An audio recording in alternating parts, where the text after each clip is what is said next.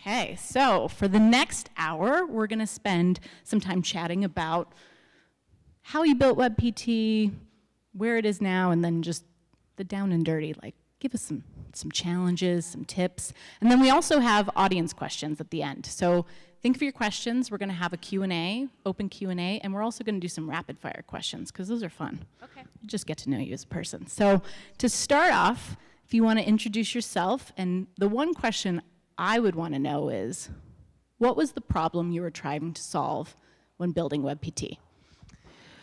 So sorry if this is a little redundant for anybody who came on the tour, but I am Heidi Jannenga. I am a physical therapist and entrepreneur. I've been a physical therapist for about 15 years. Rose through the ranks to from a staff therapist to become a clinic director. I was leading 3 practices. I was recruited to this large sports medicine firm because I had started a small clinic inside of a junior college that ended up being very successful, and this clinic wanted to do the same thing at ASU, and we were actually able to do that. We started 2 other clinics after I arrived. And so with being a clinic director, I also had P&L responsibilities, and one of our biggest expenses that we were incurring at the time was transcription and dictation. And so have any of you been to a physical therapist before? So a lot of you, that's awesome. We've all broken something. Yeah, no, that's really good. And so, as you know, it's different than going to see a doctor, a regular doctor, physician. You actually go to see us quite a bit. So the burden of documentation is significantly higher for a therapist because every time you come to see us, we have to document what you do, what we did with you, the exercises, the hands-on work, in order for us to get paid. And so every time that we would see you for an initial eval or a progress note, that we would then have to update the physician, the physician that had referred you to us, we would need to do some sort of documentation, and we were doing that through transcription and dictation. A lot of our referring physicians had transitioned to using some sort of digital platform.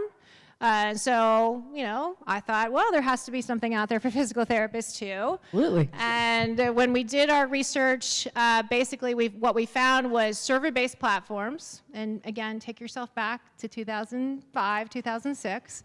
Server-based platforms that were, even for my size practice at, a $5 million business, was, from a capital expense, just not something that we're willing to spend that kind of money on. I didn't want to have to pay an IT service that would come and, Heidi Jannenga and technology were not used in the same sentence at that point in my life. So, we'll ask about that later. And so I happened to be dating a software engineer at the time, and we put our heads together and honestly decided to solve the problem I was having, right? For my practices, my 10 therapists, we were going to create a documentation system, application, if you will, that was going to allow us to document what we were doing and stop the process of having to take notes when I saw my patient, transcribe it through a phone dictation, wait 3 days to get the return, maybe go back and forth a couple of times to make the medical terminology correct, and then print that out, put it on a fax machine, and send it to the physician, which was essentially a week's time before I actually got communication back to the physician that I wanted. So that was definitely a problem. Yeah. Right? I think healthcare has single-handedly kept faxes alive, by the way. It's still utilized as the primary method of communication today, even, believe it or not. And so when we basically did that within 9 months. This is in 2006. We decided to do this, and within 9 months we had a working version 1, if you will, that we were getting iterative feedback from my therapist in the practice, positively continued to improve the product to where we had a working prototype that we were actually able to use instead of doing transcription and dictation. So it did what we meant it to do. And then I had some of my friends who said, hey, what are you doing over there? I see you're saving money. I want to do that. That looks a lot faster. Yeah, that looks cool. Like, I'm hearing, your therapist talk to my therapist. So within the next 6 months, we had 10 other practices using our platform saying, hey, this is kind of cool. We're like this. We're using it. And again, continue to iterate, getting feedback from them saying, you know, oh, if this could be better, right? So listening to the customers, we'll talk about this more, but listening to the customer, primary sort of piece that we did from the very beginning. And then we said, we've got 12 practices now using our platform and giving us positive feedback. Let's do a little market research. And we found that 80% of physical therapists in the United States were still documenting on pen and paper. So big light bulb goes off in 2007. And so a light bulb goes off and we decided to launch the company. So in February of 2008, we launched the company. 1 employee, no sales. We launched it at a trade show. We made 5 sales that first month. And you fast forward to today, we're in over close to 15,000 practices, 85,000 users, 40% market share in the outpatient market. Let's give that a hand.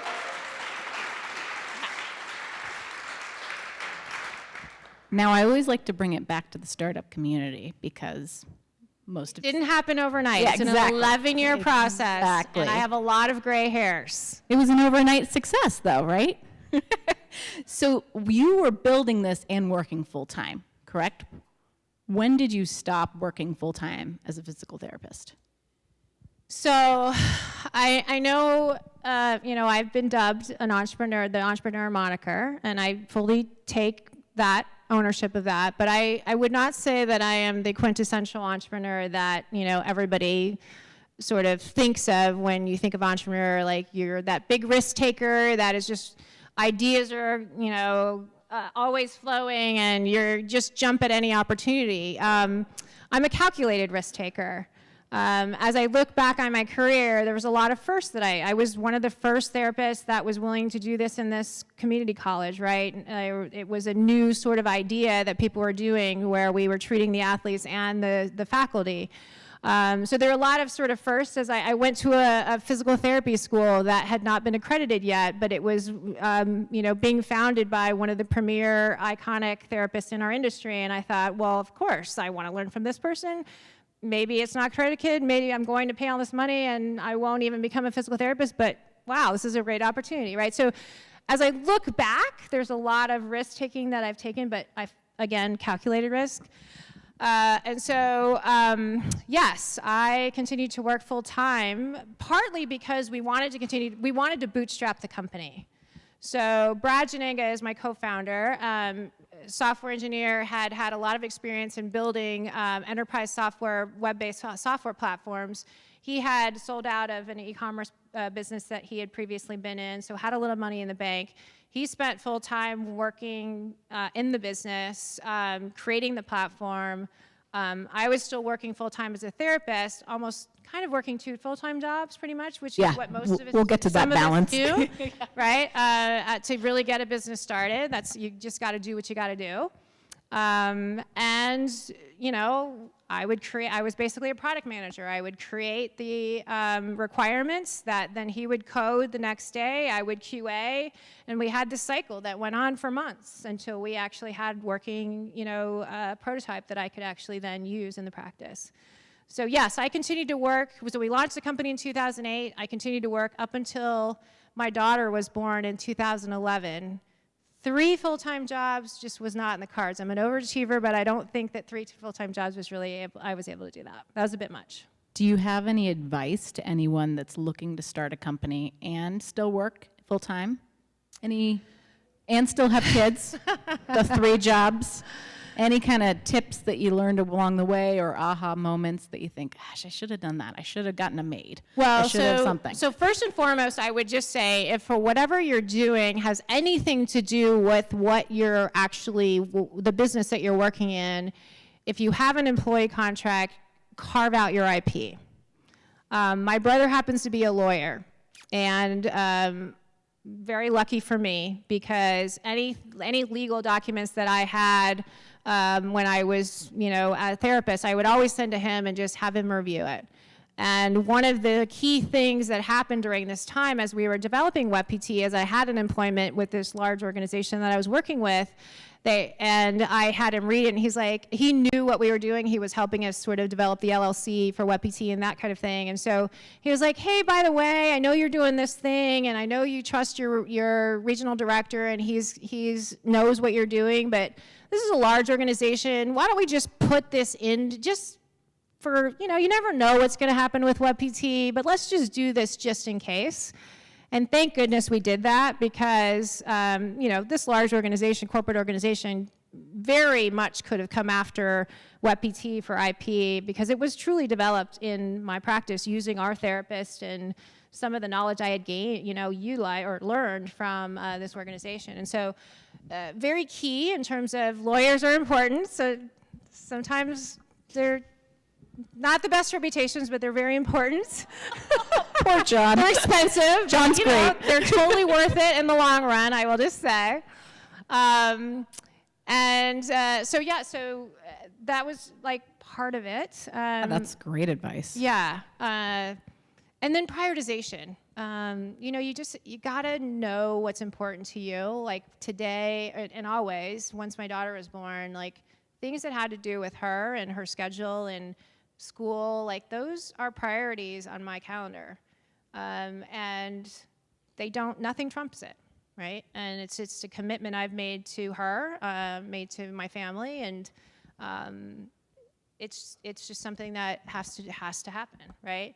And I think part of it is everything becomes a crisis. It's easy for that fire to always become the most important thing that's happening right now, like, oh my gosh.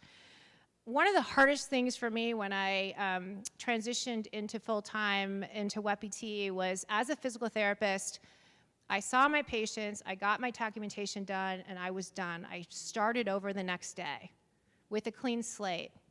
And as all of you know, that's not how it works in technology or in business generally, right? Things keep going the next day. There's whatever you had yesterday on top of whatever happens today. And so that was a really hard transition, to just not be able to get my entire checklist done every single day.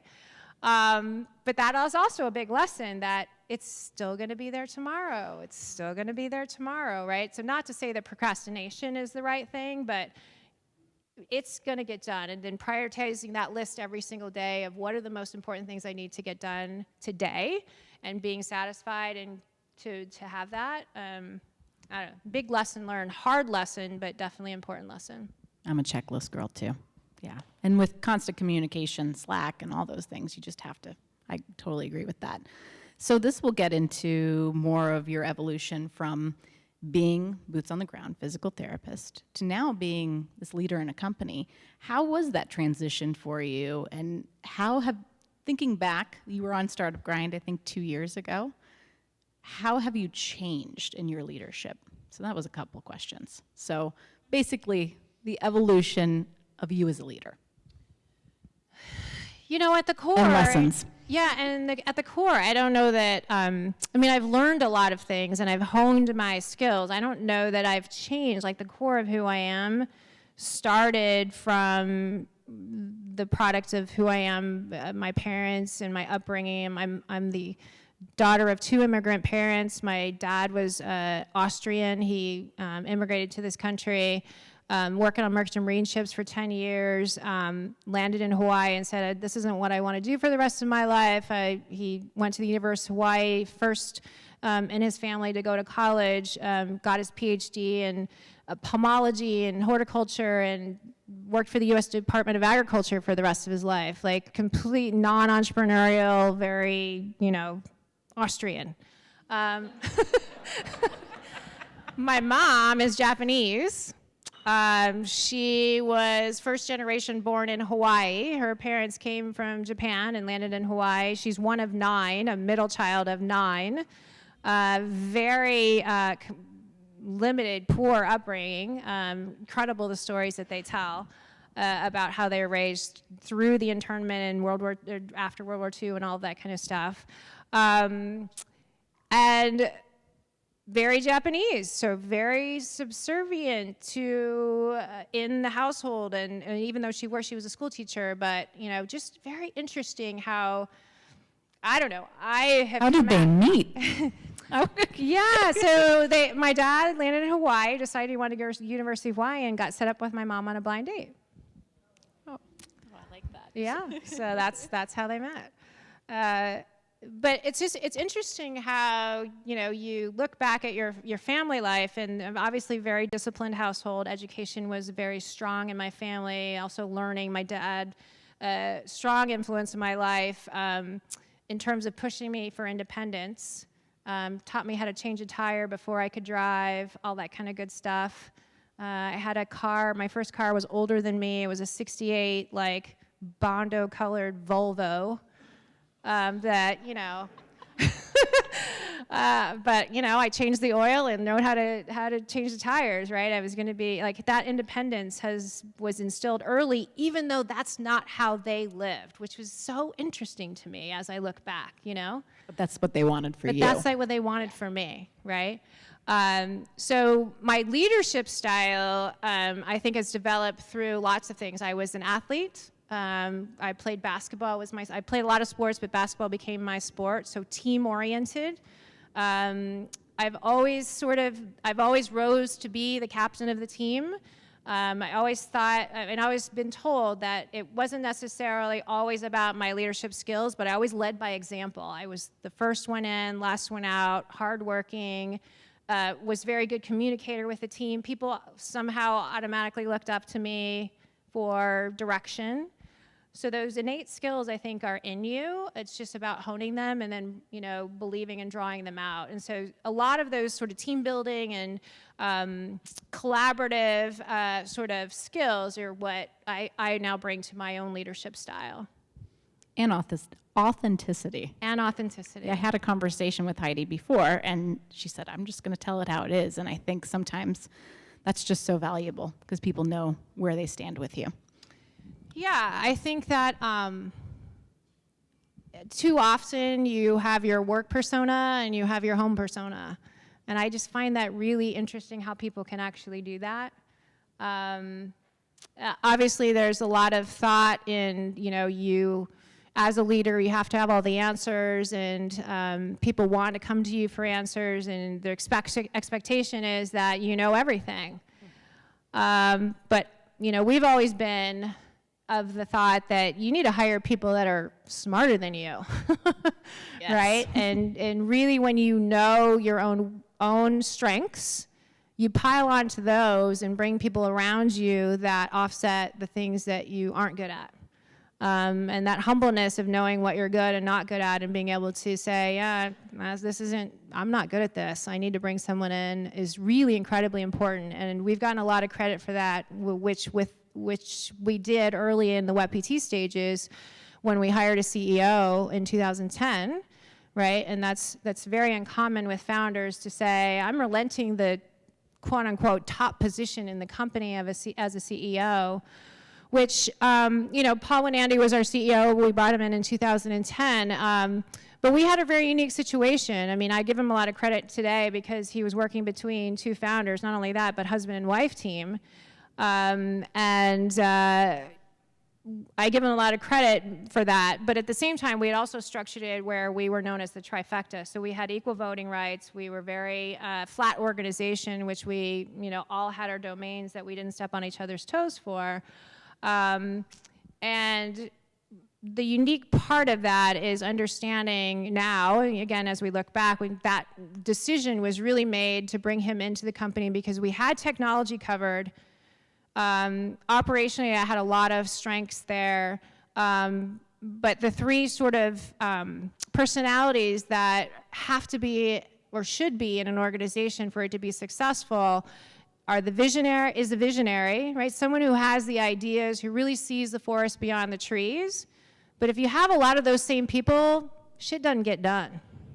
Oh, it doesn't. Right? All the ideas in the world, you boil the ocean with ideas, but it's like, who's actually going to get something done? Right? They don't spreadsheet. They don't spreadsheet, exactly. They don't create metrics. And so the second piece of that is the executor. You've got to have someone who takes those ideas and actually puts them into action, right, to actually implement them. And then the third piece, as you continue to grow, which is when we brought Paul in, was really around a processor. Someone who is able to help create process within the organization enable it to scale. Paul had never been a CEO, but he was a COO and had helped companies scale to 20 million. We were at 1 million at that point. And so he really helped to implement an accounting platform, to help, create teams within our organization that had much more specialized activity that they were doing, versus everyone sort of, doing multiple hats all at the same time, as I'm sure many of you are experiencing today in the startup mode, right? I mean, we did all that. I was doing accounting at the same time as taking support calls. And then at the next point, I was product manager, right? So we were doing all of these things all at the same time. But there's a point where the tipping point where it's about scalability, right? And especially when you take funding in, that's what the expectation is, right? That you're going to continue to grow, and you can't do the same thing you were doing in the early days as you continue to scale. Yeah, it doesn't work. No. Well, speaking of something that you all are incredibly good at is customer retention. 99% customer retention. That's amazing. And I think that's really how you grow a business. How have you kept that? And you've been on the Inc. 5000 list since 2008? Wow, that's great. Yes. So what's the secret for customer retention, other than listening to them? Well, first and foremost, you have to have a product that people love. Yep. Right? That they're finding value in. I mean, I can't emphasize enough. It comes back to truly having a product that people love. And the second piece of that is listening to the customer. So you continue to evolve your product by listening to the customer and what their needs are, how it's evolving, how you're evolving. Hopefully you're slightly ahead of them. In understanding what is that next thing that they're going to need that they maybe don't even know they need today, right? So that innovation component of it. But we've had small things along the way that have really helped with that. So we created an ideas portal, which allowed our customer base to put in ideas, and then we crowdsourced where they could actually vote things up or down within the platform. And that worked really well for a couple of years. It got a little unruly because, I mean, as you can imagine, everybody has ideas and wants your platform to be better, and it's just about managing that, and we built it ourselves, so we didn't really have good management tools. But it really helped us because the idea was that you would take those top ideas that got the most votes, and you would, kind of take the cream off the top, and that's really what would end up on your roadmap. And so it actually worked for quite a few years in helping us to prioritize our roadmap and what are the things that we need to be focusing on. The other piece is really about being, my belief, is a purpose-driven company. So you have to stand for something, right? And from the beginning, we've had this driving purpose behind, and I feel like part of it is, as a therapist, as a subject matter expert, as someone who's in the field. Yeah, you know the pain. You know the pain, and our mantra of empowering our therapists to achieve greatness in practice has really been sort of this solidifying North Star of where, what we wanted to accomplish, and staying hyper-focused in the rehab therapy market. It helped us to do that, because so too often, I think we get distracted. Our TAM, our total addressable market, gets questioned. Is it big enough? Is it big enough? Fuck, $6 billion is big enough. That's how big the therapy market is. And we got questioned about that, right? Because we weren't consumer focused. We were very provider focused. And so we stuck to our guns, and now everything is about niche, right? I mean, again, take yourself back 10 years ago, no one was talking about niche back then, right? And so today, I just did a thing with Greg Head this morning, and I think he said 65% of businesses, of startup businesses now in Arizona, are industry niche focused. And so that, sort of deliberate discipline to stay within a known area, I think, has been incredibly important to us. Even today, at 40% market share, we're at 40% market share in outpatient, but being VC-backed, right, you got to continue to grow. And so what we're looking at today, we just did this big study on our total addressable market, not just in outpatient anymore, but in the entire industry as a whole. So we have acquisition targets potentially in home health, in skilled nursing facilities, in physician-owned practices, in hospital-based practices. You know, our TAM has grown exponentially all of a sudden now that we've taken a kind of the lens out a little bit farther and looked at the entire industry as a whole versus where we first started in this outpatient sector, which was the 80%. Initially. Now that 80% has been flipped on its head. 80% of therapists are now using some sort of digital platform, of which 40% of them are using WebPT, right? Our goal is still 51%, though. You're going to get there. We're doing it. It's going to happen right after this talk. You mentioned something about the importance of your culture and your North Star, and you have volunteerism and community outreach, and spoiler alert, if you didn't know this, they're building a beautiful, beautiful mural across the street. I helped paint a square inch. Can you share the importance of this and why this means so much to give back? So part of, again, our culture, and originally culture in a company sort of starts with the founders, right? And it's not necessarily always clearly defined. You hire people that are somewhat like-minded, that kind of believe like you and believe in what your vision is. And part of just who we were was about community, right? We had a yellow lab that was part of the reason why we came down to the warehouse district. And he passed away from valley fever. And so we got connected with Desert Labrador Retriever Rescue, and we were giving to them early just because we love labs, right? It was something that we were involved in personally that kind of flowed into the business, and we're still big advocates for them today. And so part of that building of our business and the foundation of this culture has been giving back. So one of our core values today is giving back, right? So we implement that within the organization. I think that as you get a larger and larger employee base, this purpose-driven organization not only is about what you are as your own business, but it's about the community in which you live and the community in which you reside. So our community includes not only our customer base, our employees, our board, but it includes the warehouse district. It includes all of the PT community. It includes our vendors, right? It's about rising tides. If everyone is succeeding, right, the patient, which is at the core of who we're trying to help, is really going to succeed. And I don't know, I just can't emphasize it enough about the rising tides. In fact, I'm a huge advocate of conscious capitalism now. I don't know if you guys have heard of conscious capitalism, but it is a huge movement that is so relevant today. And I got introduced to it at the Inc. 5000 conference back in 2014. Kip Tyndall, who is the founder of the Container Store, was talking about this is how he thought about his business, the framework in which he built his business. And he started going down this checklist of what does conscious capitalism mean? And it's all about having a purpose-driven company, having a community-oriented organization, conscious leadership, and conscious culture.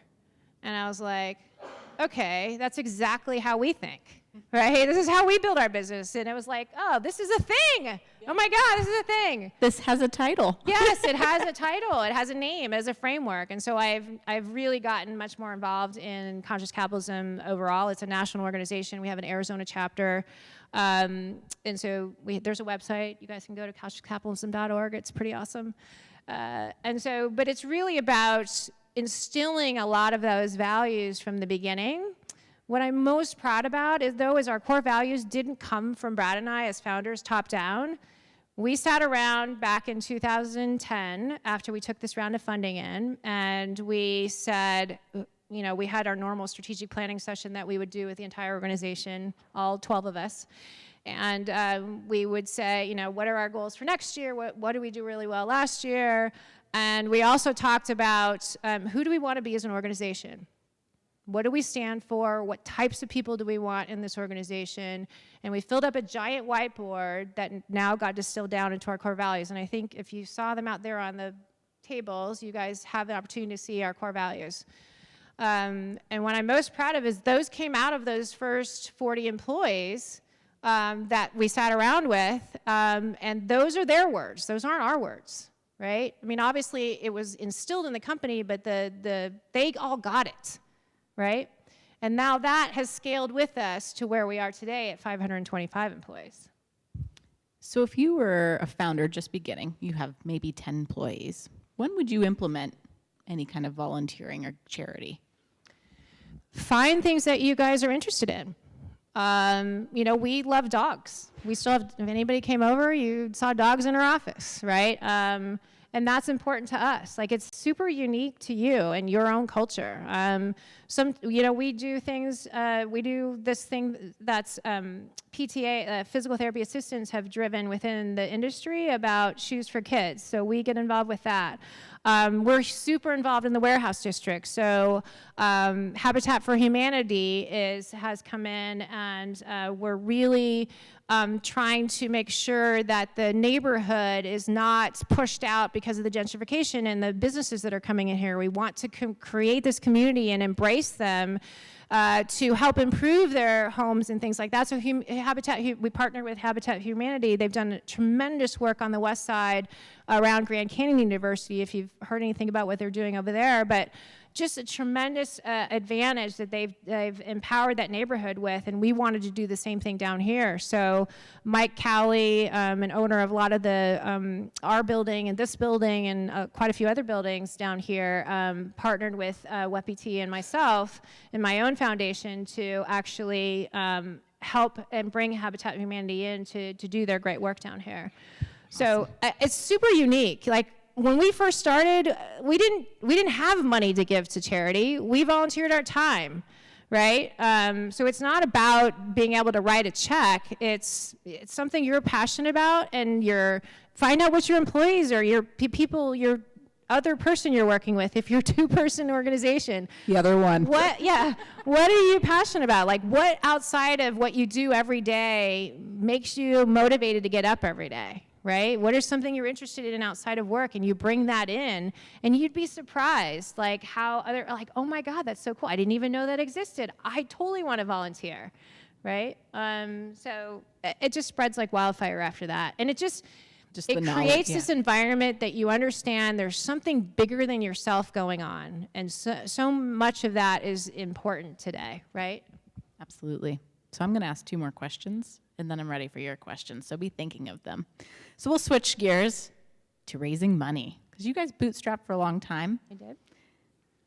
How was it? Everyone says, oh, you can't raise capital in Arizona. Thoughts and experiences around raising money, because it's kind of a beast.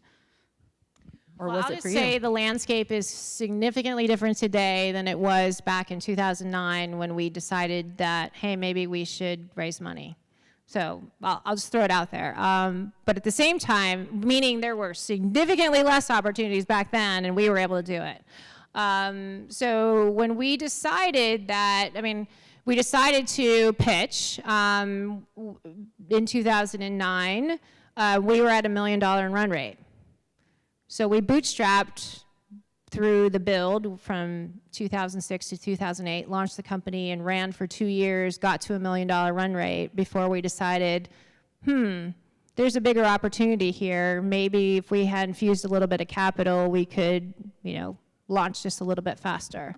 Regulations had some compliance and regulations changes had happened, which really we could not keep up with demand. It's every investor's dream, right? We had more demand than we could keep up with. And so that's where we were. And so we pitched to the Arizona Technology Investors Forum, ATIF back then. I think it's called something else today. Something close to that.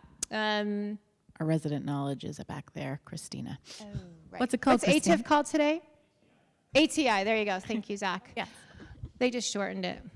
I should know. I had and one of them on Startup and Grind. also take you back to Arizona in 2009, right? We were just coming out of the housing crisis. Like, it was a shit show around here. Like, there wasn't a whole lot of money flowing. People were not happy. But it also lent itself to be a really, actually great, like, people were out of work. So we got people who wanted to come work for us, who were willing to take the risk and work for a little bit less than they probably would have worked for, 5 years before that. So the landscape was good. We got cheap rent. We started in the back of a coffee shop because the coffee shop wasn't doing really well. And they're like, hey, we got a storeroom. You want to rent that? Sure, we'll rent that. We get free coffee. Free coffee. It's like you basically Right, so invented co-working spaces. taking advantage of the opportunities that were in front of us at the time were again, part of the secret sauce. But raising money, so we pitched to ATIF, we had a unanimous sort of vote, and hey, yeah, we want to invest in this company. This was before technology and startup world was even close to where it is today. So we were kind of a little bit of a unicorn in the Arizona Valley at that point. So we took $1 million in 2010, and we turned that $1 million in 17 in 2 years. So they were extremely happy with us.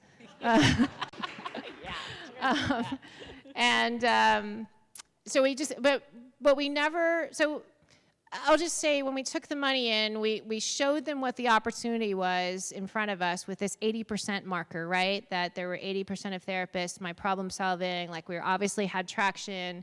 All of the right metrics were sort of starting to unfold. And that's when we brought Prawl in and got the scalability and the hockey stick started to grow. And so we never had sort of, I guess I want to make sure the point is that we never had an exit strategy. We didn't take money in because we're like, oh, we're going to build this so then, we can sell it in 2 years. Like, we took the money in because we had a long-term strategy of what we wanted to create of this 50% market share, pushing to build a great company.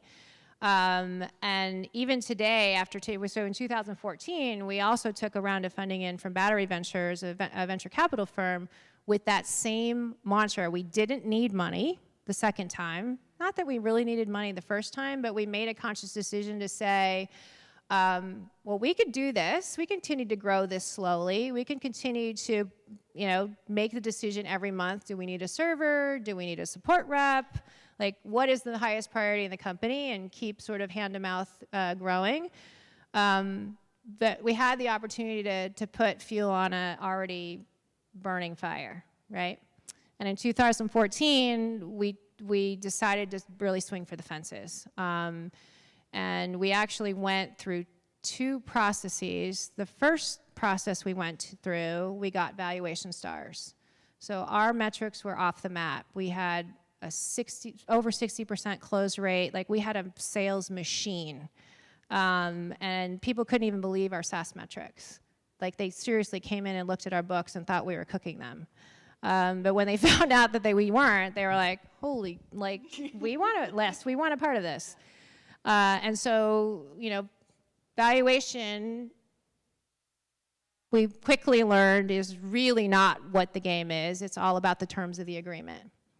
And so even though valuations were super high and we were giving up a minority stake in the company, a lot of the terms were not necessarily minority-ish, meaning they were still going to have a lot of say in the organization in terms of when we could sell the company if we wanted to, decisions made in the organization, board, things like that, which we weren't in agreement with. And so at the altar, we stepped away, which was a really tough decision. But part of it was the agreement wasn't right, but they also were not a cultural fit. And we stepped away from what we really set forth when we were going to take this funding in, why we were doing it, because we wanted not just a check writer, we wanted someone who's going to add value to the company. And when we truly took away, like, washed the rose-colored glasses off and got down and dirty with, oh my gosh, we're going to be with these people for a really long time. The relationship. It's a marriage. It's beyond a relationship. it didn't feel right. And so we had the luxury at that point to step back, put our noses back onto the grindstone, and in 6 months we decided to go back out again. Battery was number 2 the first round. They kept courting us and closed the second round deal. When we went through the second time, though, we actually ended up taking Battery took a majority stake in the company, so they own 51% of the company today. And part of our decision making with that was really around, we'd been running the company for almost 8 years, which I know doesn't seem like a very long time, but you all know that startup years are like dog years. 25 years. Yeah, it felt like forever. We were also starting to become risk averse in terms of our decision making, and there were a lot of big decisions that needed to be made in the organization if we were truly going to grow at the pace that we wanted to grow and the opportunity that was in front of us. And so in order to take a little bit of risk off the table, we decided to sell 51%, which allowed us to do some liquidity ourselves, but still be the second largest shareholders in the company, to have the potential for the quote-unquote second bite of the apple.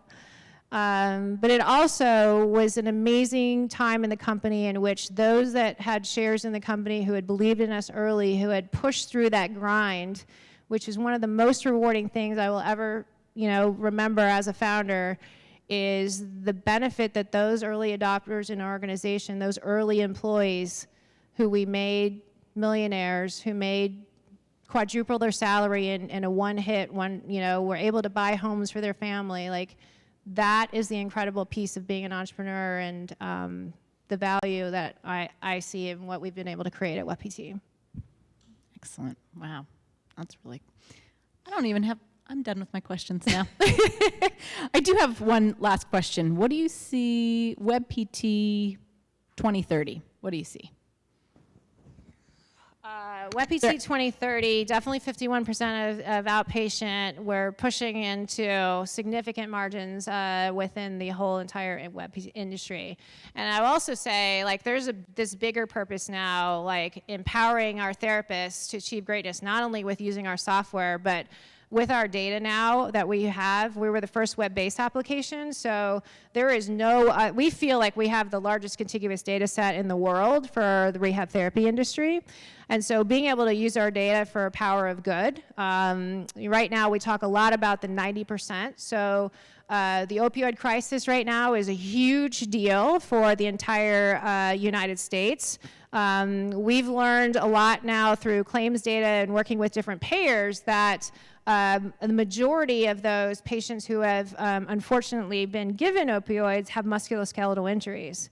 And the 90% number is that 90% of patients who have musculoskeletal injuries are not getting in to see conservative care treatment, which includes PTs, even chiropractors, things like that.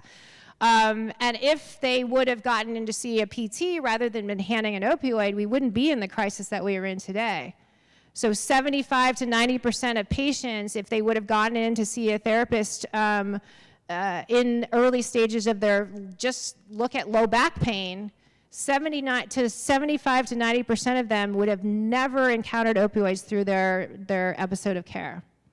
And so having that knowledge and that data now is incredibly powerful with the platform and the market share that we have to really go to insurance companies, change clinical pathways, make a difference in patients' lives, but also now empowering our therapists and our providers to have more volume within their clinics. And so it helps everybody in the community, right? And so that, to me, is the biggest piece that I want to see, is a change in the level of care that patients can receive, and truly changing healthcare and the clinical pathways in which we serve our patients. Yeah, cheers to that. I see a hand. Yep, a clap. I'll give a clap for that.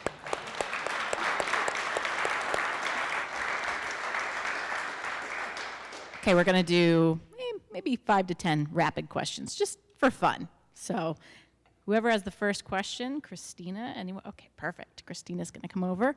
So, favorite injury to fix as a physical therapist? So I got into physical therapy because I had a knee injury, so I became a knee specialist. So post-operative care, knees, like I am an ACL queen. Ooh. I didn't have ACL surgery. That's what got me into PT. So I went down with a knee injury my junior year of college. I was a pre-med student. I was pre-med in college, and then got to see a therapist who got me back playing that season with a brace, and then the next season no brace. So I quickly changed my major and went on to PT school, but I became a knee specialist. So I have rehabilitated many, many, many ACL patients to go back to professional sports, any kind of weekend warrior stuff. It's all good. You might have some new patients tonight. Favorite basketball team? Ooh. Well, I mean, I live in Arizona. I have to be a Suns fan, but at the end of the day, like I've been a diehard Michael Jordan Chicago Bulls fan forever. Oh, yeah. They're not that great anymore, but you know. Other than WebPT, of course, do you have a web app or an phone app that you really like? So we were talking a little bit about this earlier. Meditation has come into my life over the last couple of years. So Headspace is something that I am keenly a big user of. And then within our organization, Slack is just a huge one that we're always on. So that's Life changer. Yeah, another big one. And last one, favorite cocktail today or tomorrow? She has a different cocktail every day, so. Well, Wait a minute, that sounded wrong. That sounded terrible, oh my God. She just likes one in a different mood. I don't have a go-to, but I'm a clear alcohol. So vodka is usually my ideal. So whether that's in a Cosmo or a vodka soda with lime, that's usually my go-to things. Ooh, try it with lemon, so good. Yeah. Okay. Lemon and lime. All right, let's get with our first question.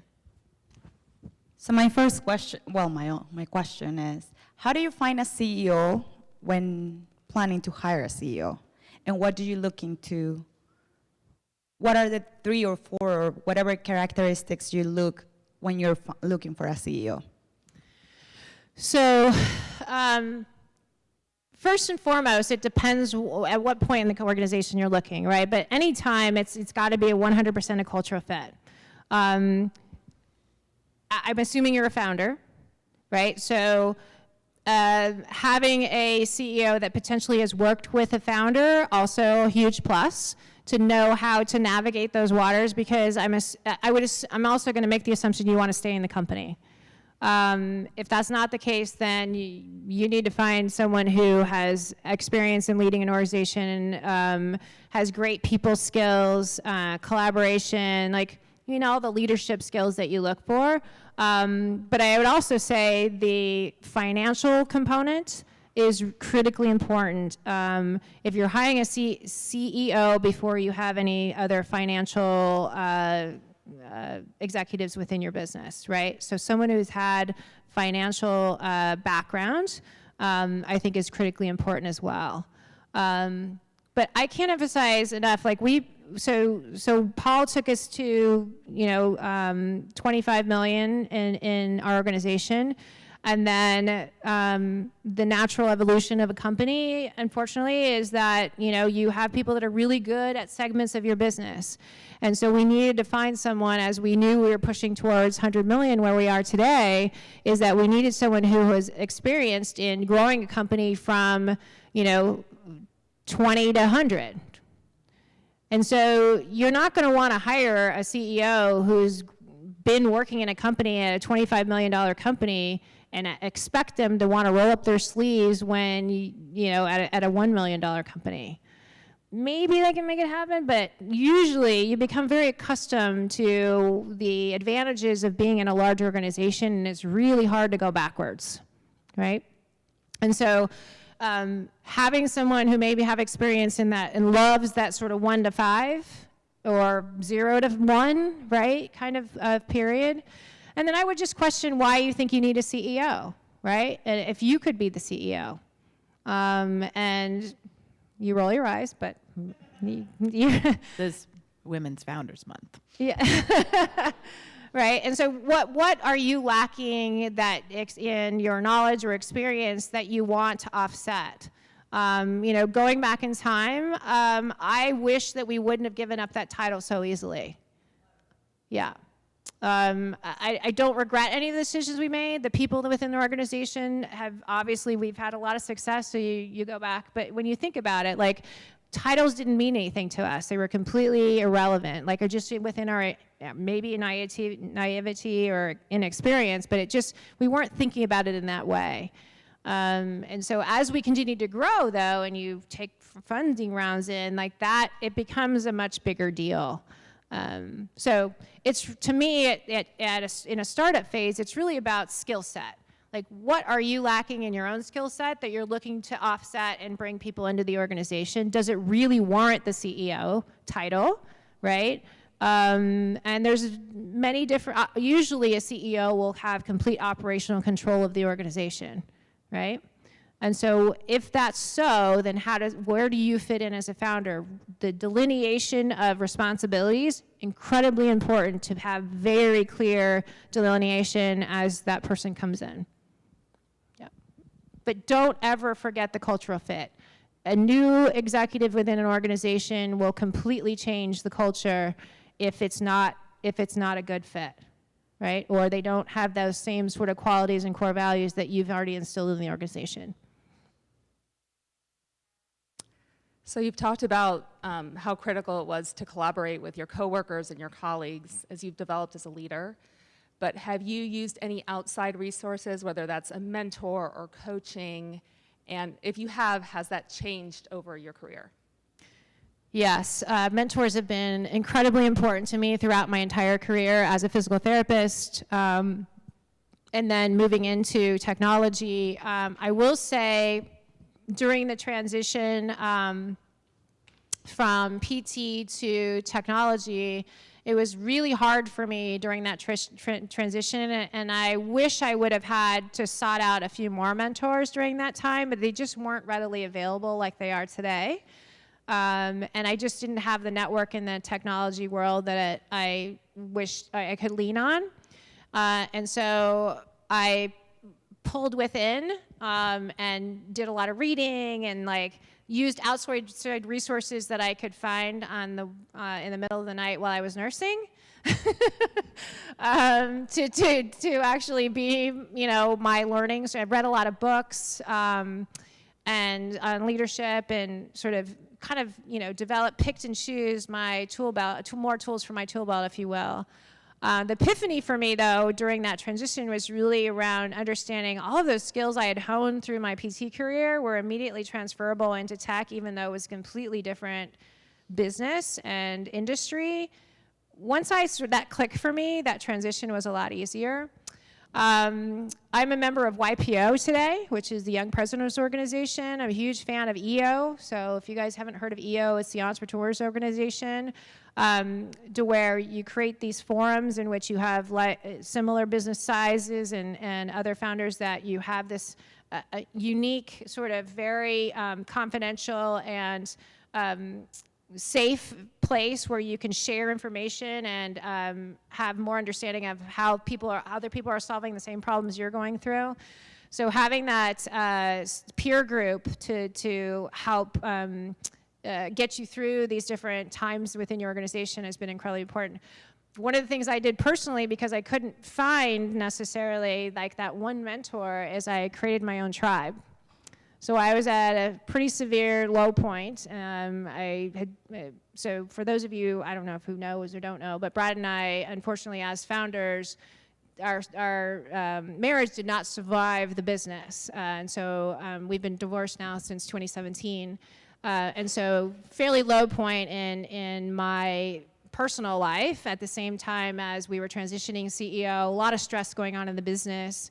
And I had pulled so within that my friends group had diminished. And so I reached out, sent this incredibly vulnerable email out to these amazing women that some of them I knew well, some of them I just met at these types of events cordially, and said, you know what, I'm just doing this. And I sent this email to, 10 people. Diana's one of them, who I think we had met a couple times. And to my incredible surprise, within minutes, all 10 of them had responded frick yeah, let's do this. We're going to get together. So now we still get together, however many years later, every quarter we get together, and it's my sort of friend, my tribe, right? Which I think is so important as you're going through, especially that startup phase, to have people to lean on outside of your significant other, because sometimes the stresses are just unknown to them and they just don't understand, where you've got this peer group that can really help you get through those tough and good times, right? To celebrate with them at the same time as, commiserating. All right, so next question. First of all, it's about hiring. Do you like the way that you hire right now? We love the way we hire. Okay, so how do you get from feeling like you're getting lucky, getting good people, to being a little more methodical and careful about who you choose to hire and personality types and stuff like that?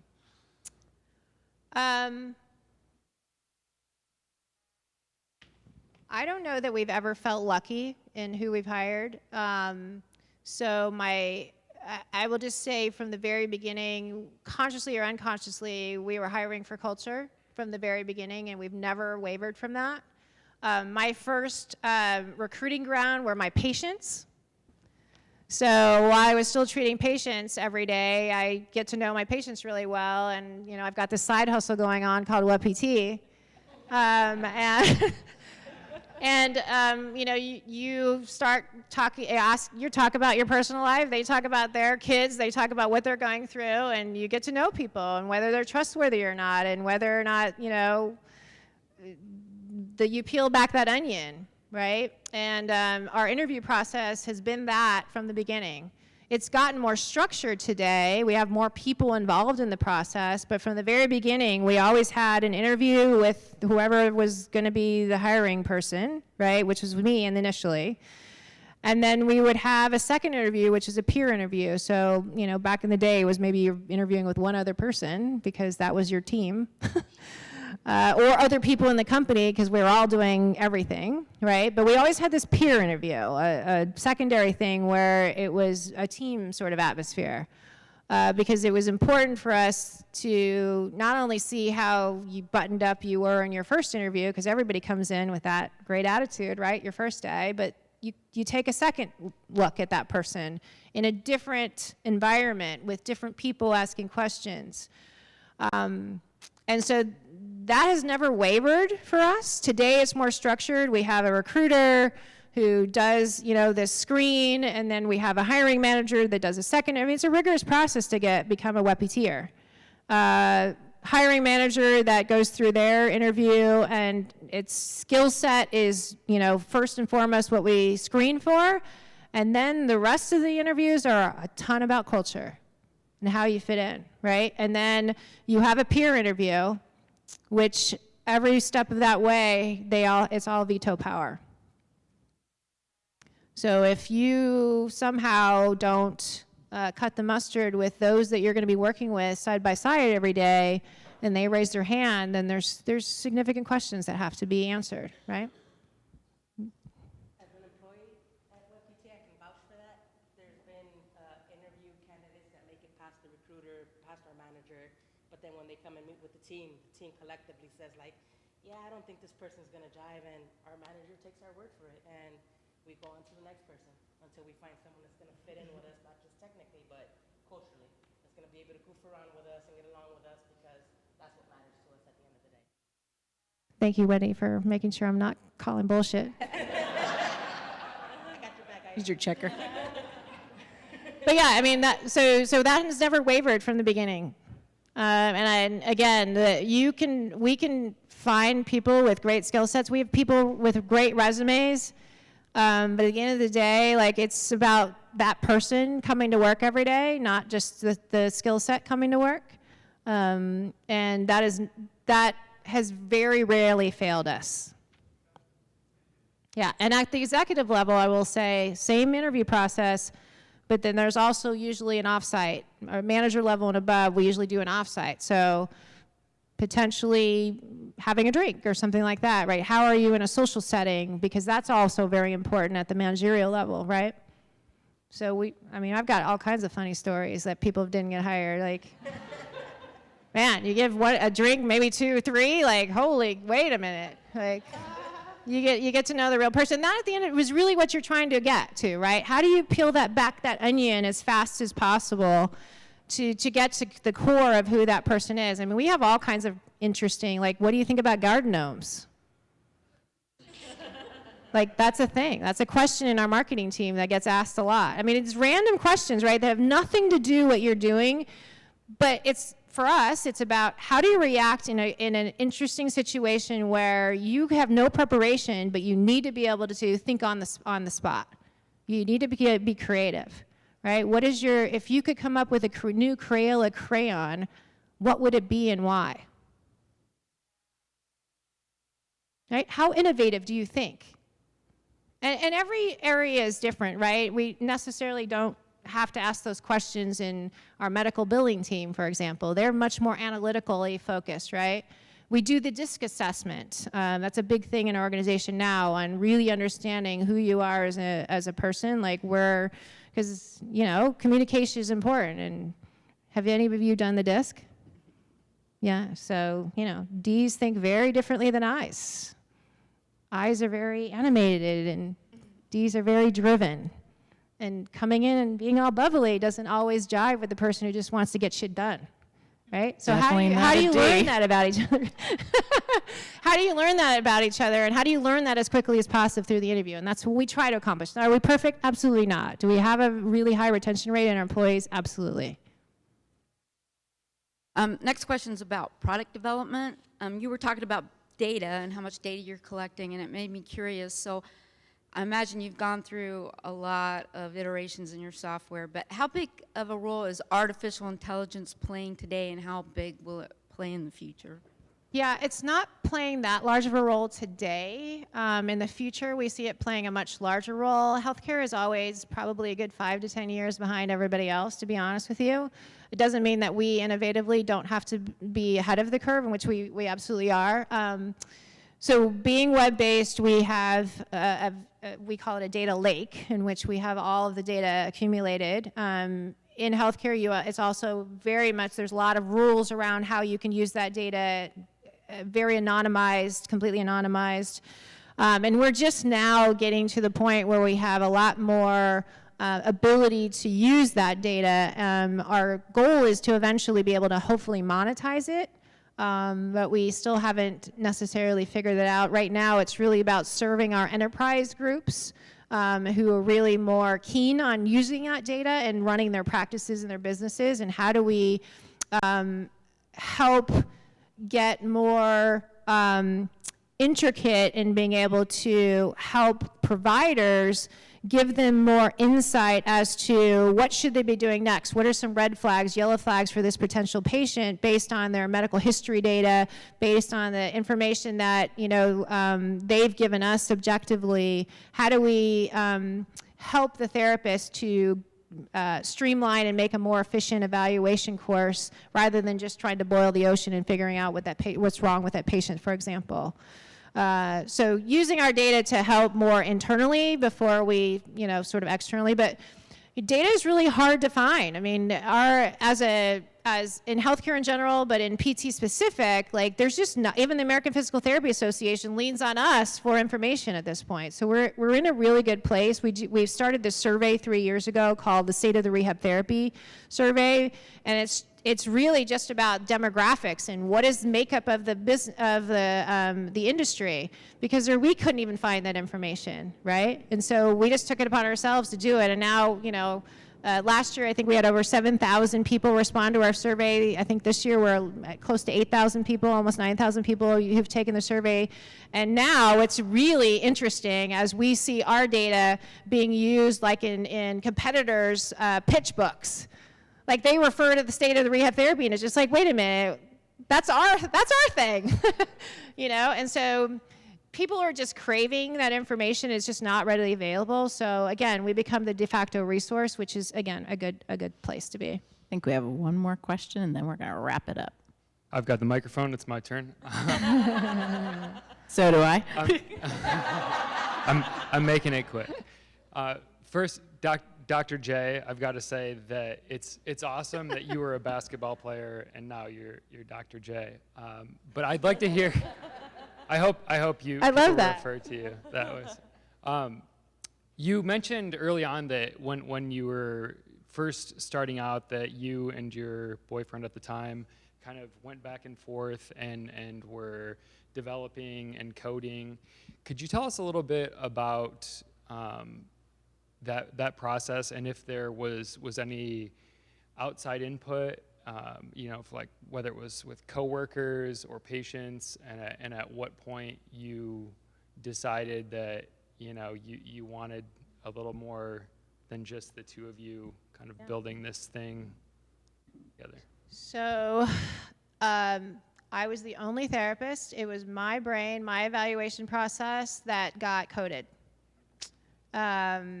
Based on 15 years of experience, right, and seeing all different types of patients, we started, again, niche outpatient, but even more niche into orthopedic sports, which is what I was doing. And so one of the things that always sort of astonished me, which was that my workflow resonated and was intuitive to so many other therapists, right? I didn't know that was, we go through, it's a doctorate program. You learn how to document. We all do SOAP notes, which is universal through healthcare in general, right? Subjective, objective assessment and plan. That's how most medical professionals sort of framework their documentation. So there's some standardization, I guess, but the workflow I didn't recognize as being fairly standard. Right, and so we took a risk on basically developing what I thought was the right way to do it. From a coding perspective, Brad did a lot of it, but we also had contract therapists that would come in, and because it was a lot. So building the architecture and the initial architecture, and also the coding of the actual tools and measures, we had just contracted some different random programmers that he knew to help with that. It was just us. And then once we had a working prototype, I had my therapist in the practice start using it, and then we did get some feedback from them where they would just basically go through me as the product owner to say, hey, this doesn't seem to work really well, or if I would like to see more of these options in this particular potential for answers in this test. So could you add that, right? I like to test my range of motion not just at 45 degrees, but at 90 degrees. And here's why. One of the big things that we did, though, was, and again, these decisions that you make, it's amazing. You make a lot of good ones. We've made some bad ones, but we've made way more good ones than bad ones. Was to make sure that all the tests were were evidence-based. So they weren't proprietary to my clinic, they weren't proprietary to Joe Schmo down the street, and we never allowed that into our test and measure set. We always stuck with more industry standards. Again, our data is so much cleaner now. I always got accused of being the test Nazi.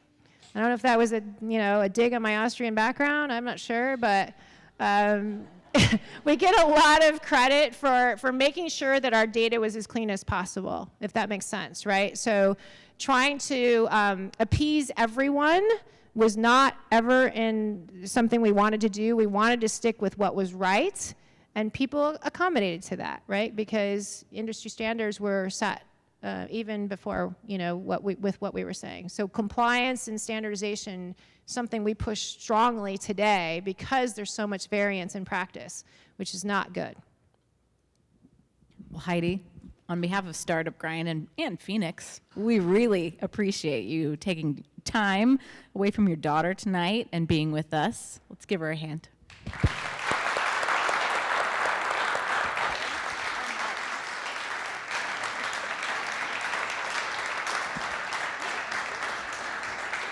Well, and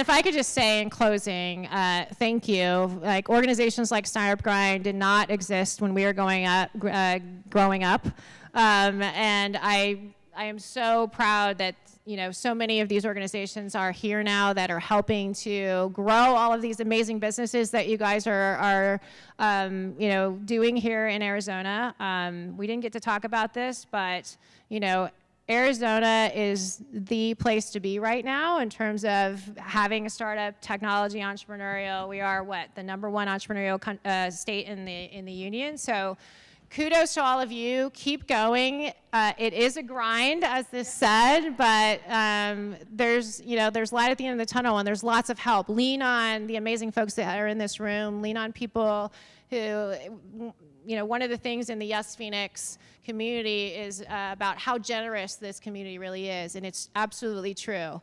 There's so many people that, you know, are on their way but never want to ever not look back and help those behind them to have even more success than we've had.